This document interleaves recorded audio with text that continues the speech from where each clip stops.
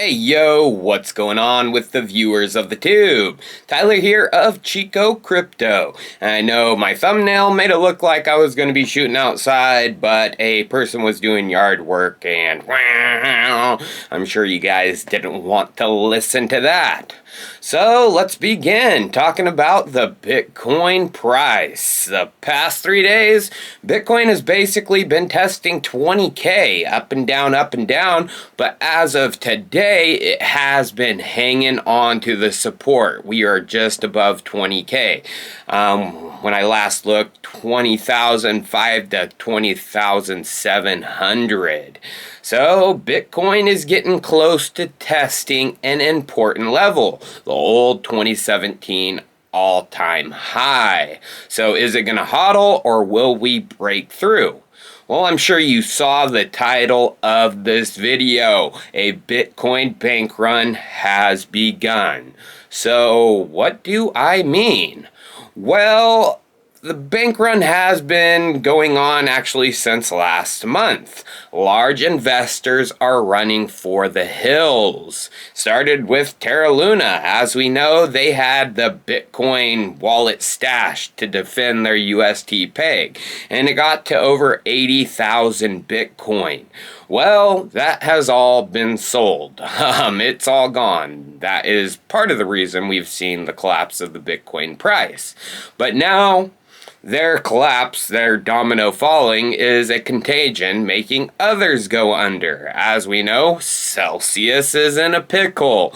Customers don't have access to their funds. And there's a lot of talk about their insolvency and liquidation levels for some of their leverage positions they are in. So if they do open withdrawals, Celsius, a bank run will happen. The company will most likely go under as people run for the freaking hills. But it's not only Celsius. 3AC has officially gone under. They got liquidated for billions and billions of dollars. And what they could sell, Bitcoin, staked ETH, whatever they had, it has been sold as of right now. So, 3AC is officially the first big hedge fund to go under. But 3AC has, borrowed some money from other entities. I talked about it yesterday. Deribit, Genesis, and a few others, BlockFi. So there's a lot of, rumors swirling that these other entities could be in trouble. But Genesis actually tweeted today and said they are fine. Well, are they really? I'll get into that in a second. So another big crypto entity, a lending, mainly a Chinese lending entity named Babel Finance just halted their withdrawals for today. And they are facing billions and billions of dollars in losses for using customers' funds to go out and play in the world of DeFi to start leveraging their funds. So Babel is actually a large Tether customer. During the March 2020 crash, the COVID panic, Babel would have went under, but Tether saved them with a loan. And as we know, loans, on Tether's balance sheet are a big part of their reserves. So could this be a big punch to the gut for Tether? It's very possible. But besides Tether, guess who is a backer of Babel Finance, helping them out? Genesis, they're also 3AC. So Genesis is getting the 1-2 punch as of right now. But we got to talk about another type of bank run that could be coming because of Babel, you guys. So could we have a minor sell-off / bank run coming? Because Babel is primarily a lender to miners. Babel not only, lends to them, Babel also has mining operations and pools. So what's crazy is Babel has been loaning out funds to customers and using their mining machines as collateral. So we could see a massive miner capitulation coming as this contagion from Babel spreads throughout the industry. But it's not all bad in a Bitcoin bank run sense. Because of all these centralized entities funking up, we are actually having a Bitcoin bank run in the good sense. So what do I mean by that? Well, since June 1st, over 100K Bitcoin has been withdrawn from exchanges. We are at one of the lowest levels of Bitcoin on exchanges in history. Just 10% of the Bitcoin supply is on exchanges. So everyone is basically running from the centralized exchanges and going to self-custody, which isn't a bad thing. Bitcoin was made to be, in your hands, not centralized entities' hands. But this is actually really good for the world of crypto and DeFi.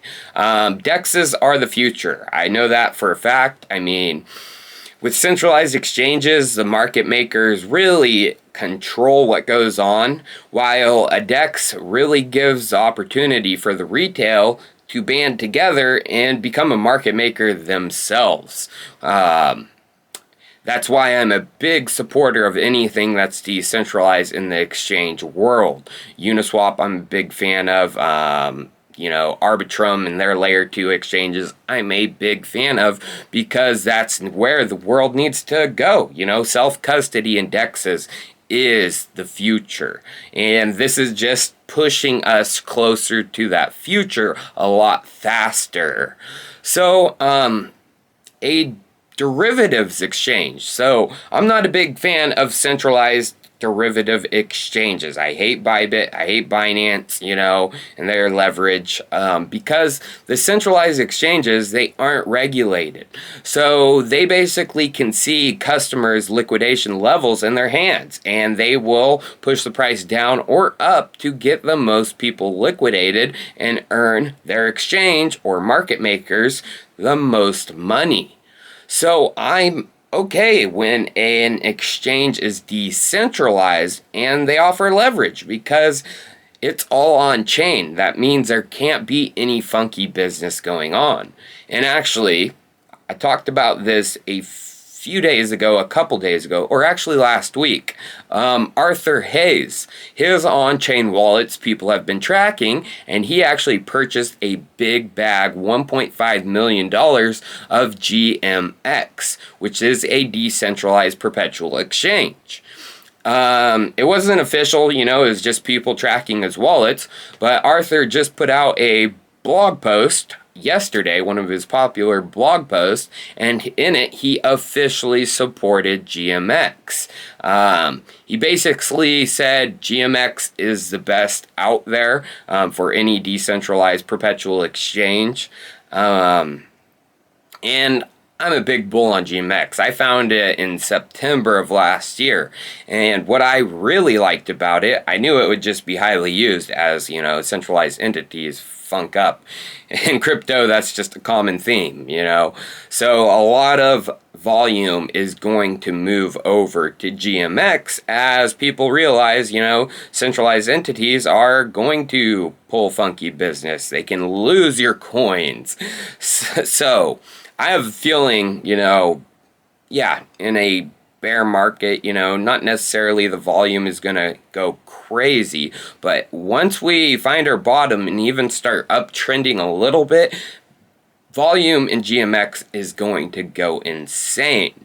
So why is that big? Well, all the fees, every lickin' cent, 100% of the fees from GMX actually go to the token holders, you guys. That's amazing. So GMX token holders get 30% of the fees, and then GLP, which is their liquidity pool token for decentralized exchanges, you know, it's half GMX, half Ethereum, actually get 70% of the fees. That is amazing. And once, you know, it's doing billions, maybe even like 20 billion per day like Binance is doing, GMX token holders are going to be very happy. So yeah, I appreciate it, you guys tuning in and continuing to watch the channel. I'm going to be probably taking the weekend off, but I have some great content coming next week. I have some stuff previously shot about this bear market, you know, how to earn in it, and, you know, why buying in this Bitcoin bottom isn't a bad idea. But I'm going to be at NFT NYC next week, so I'll be posting some content while I'm there. Maybe some behind the scenes party content. Tune in for that, guys. I'll see you next time.